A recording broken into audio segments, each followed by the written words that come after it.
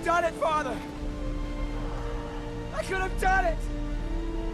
For you! Welcome to MsMojo, and today we're counting down our picks for the top 10 moments that cast sympathetic light on hated or annoying characters. Beware of spoilers. After all this time. Always. Number 10. Dell Griffith's facade drops. Planes, trains and automobiles. Truth be told, Neil wasn't the only one put off by Dell's slightly overbearing attitude. At some point, we found him annoying too. You're not a very tolerant person. Look, you've been under my skin since New York, starting with ripping off my cab. God, you're a tight ass. How'd you like a mouthful of teeth? Oh, and hostile, too.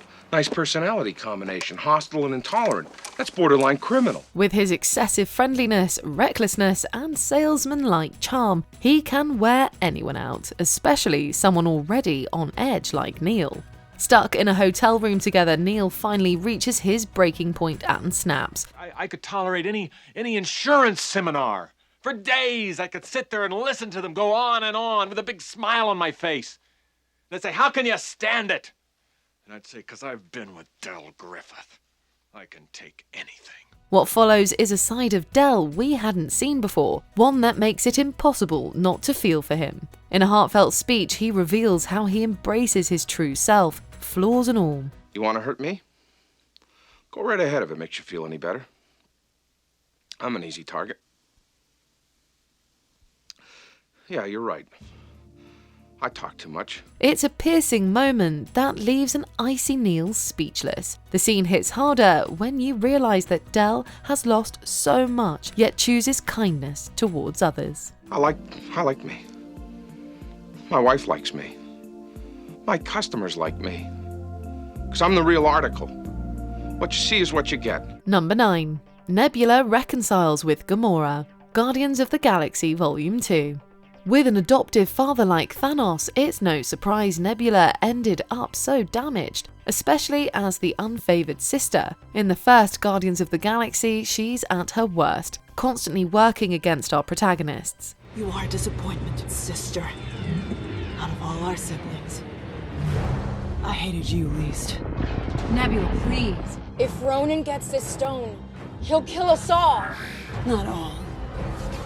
You will already be dead. Despite Gamora's attempt to sway her, Nebula's too consumed by vengeance to listen. It's not until Volume 2 that we really see the root of her bitterness. Once free from her chains, Nebula sets out to kill Gamora. You were the one who wanted to win, and I just wanted a sister!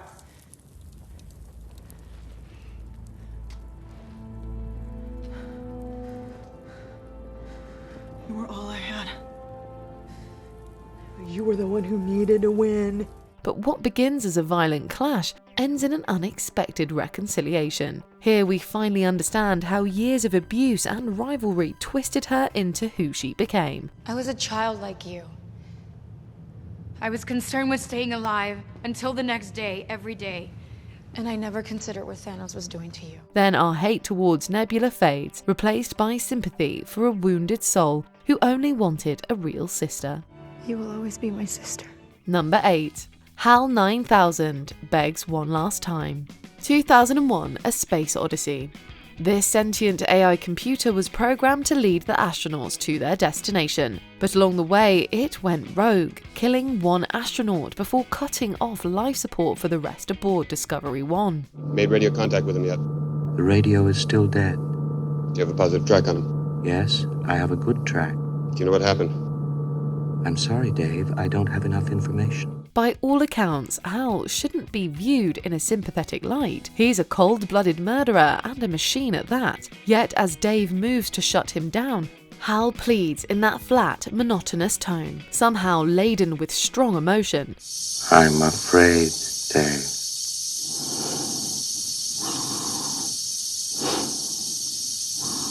Dave.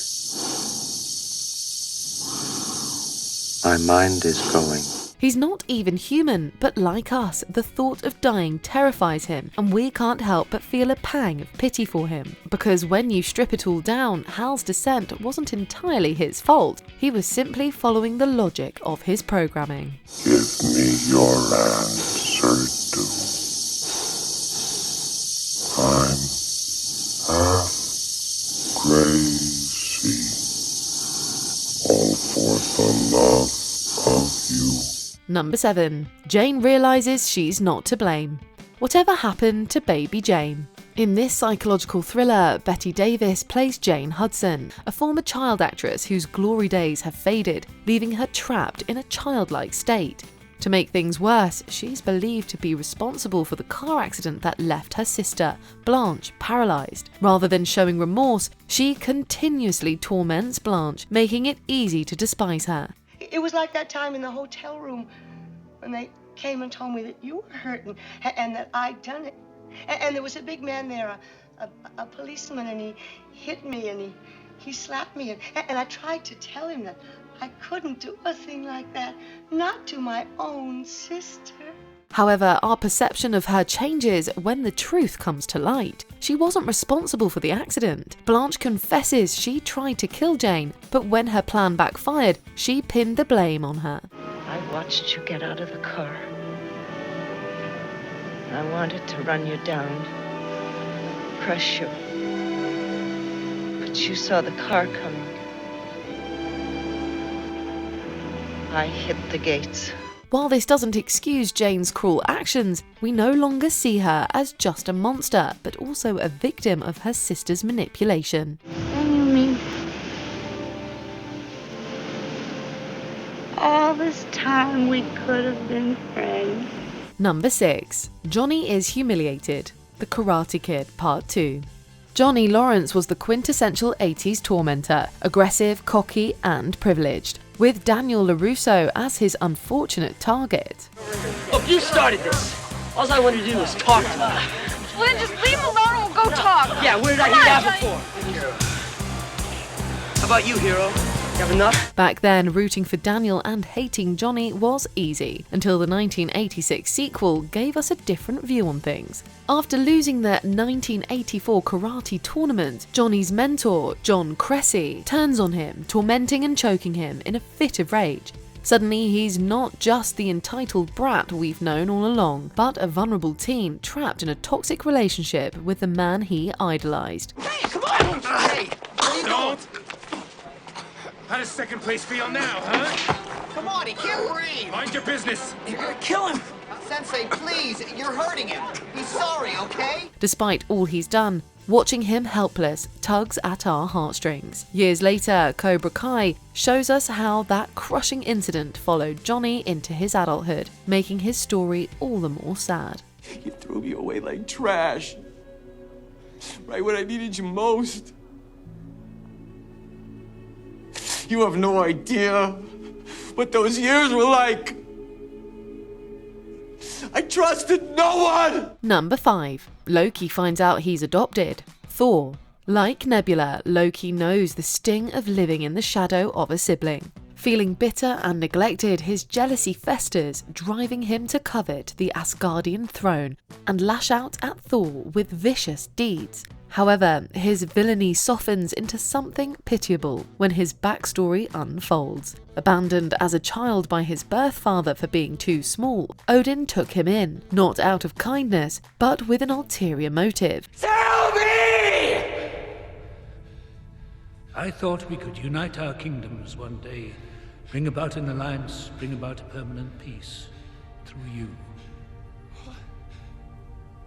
But those plans no longer matter.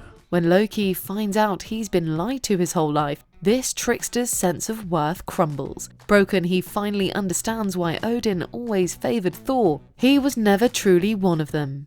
You know, it all makes sense now why you favored Thor all these years. Because no matter how much you claim to love me, you could never have a frost giant sitting on the throne of Asgard. Even his own father rejected him, and that's sad. How can anyone not ache for him? Your birthright was to die as a child, cast out onto a frozen rock. If I had not taken you in, you would not be here now to hate me. Number 4. Gollum begs Frodo. The Lord of the Rings. The Two Towers. There isn't much to like about Smeagol. In fact, there's nothing to love about this sneaky character. His obsession with the ring makes him a truly vile and unlikable creature. Precious. Still, there are moments we felt sorry for this tormented figure. One such instant comes when Sam binds and drags Gollum with an elven rope after he tries to murder him and Frodo for the ring. Gollum goes from screaming in a tortured voice to pledging his allegiance to the Master of the Ring. Let's just tie him up and leave him. No! That would kill us. Kill us! It's no more than you deserve. Maybe he does deserve to die. But now that I see him, I do pity him. It is during his theatrics we see the pitiful soul beneath the ring's corruption, a sight that moves Frodo into giving him a second chance. We swear to do what you want. We swear. Doesn't this moment soften your heart towards Gollum even a little? Number 3. Severus Snape cries over Lily's death. Harry Potter and the Deathly Hallows Part 2. The hard-hearted professor is a largely misunderstood character, and it's hard to fault anyone for hating him at first. Cold, cruel, and downright awful to Harry and his friends, he gave us plenty of reasons to despise him. Look, we've just got to grit our teeth and do it. Tonight when we get back to the common room, we'll both have partners. Agreed? Agreed. Oh! But Deathly Hallows revealed a tragic truth, his lifelong love for Lily Potter and perilous life as a double agent. Seeing Snape's memories through Harry's eyes, we suddenly realise we had judged this man wrong. He thinks it's her son. He intends to hunt them down now, to kill them. Hide her. Hide them all. I beg you. What will you give me in exchange, Severus? Anything. Beneath the hostile exterior was a man consumed by unrequited love and grief. The sight of this usually sneering, vicious man, completely broken, clutching Lily's dead body in pure grief, that's enough to melt even the hardest hearts. You have your mother's eyes. Number 2. The Grinch's heart grows 3 sizes. How the Grinch stole Christmas. This grumpy green creature hates Christmas, and honestly, he has every reason to. Isolated in his cave, he's invited to Whoville to celebrate Christmas, only to be reminded of his painful past. Humiliated, the Grinch resolves to ruin Christmas, stripping the village of every gift. But instead of wails of despair, the Whos break into a song, and the Grinch is overwhelmed. Maybe Christmas. Perhaps.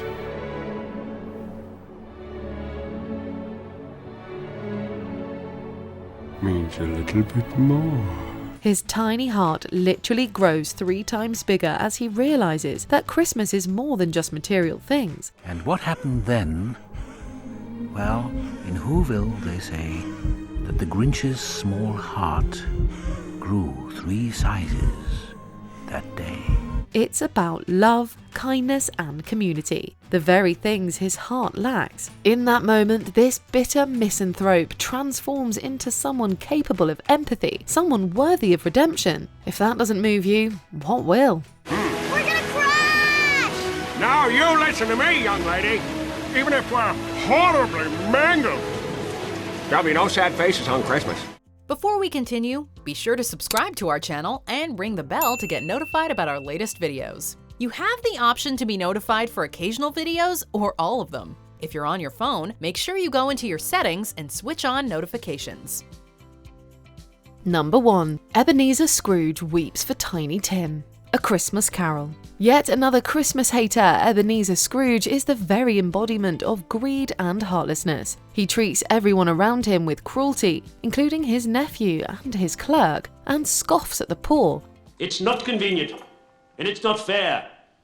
If I were to dock you £0.50 for it, you'd think yourself ill-used. And yet you don't think me ill-used when I pay a day's wages for no work. With no hint of warmth or decency, this miser seems beyond redemption, until the 3 Christmas spirits pay him a visit. It is during one of these haunting visions that Scrooge witnesses Bob's family weeping over the death of Tiny Tim, their son. And I promised him I would walk there every Sunday. Father, child. My little child. Mother, please don't be grieved. For the first time, something cracks. It's not just the loss of Tiny Tim that hits hard here. It's the sight of a hard-hearted wretch like Scrooge feeling the weight of loss and regret. A man who once mocked compassion is now drowning in it. Spectre, something tells me our parting moment is at hand. Which movie character deserves better than the hatred they often get? Let us know in the comment section. I've come to dinner. If you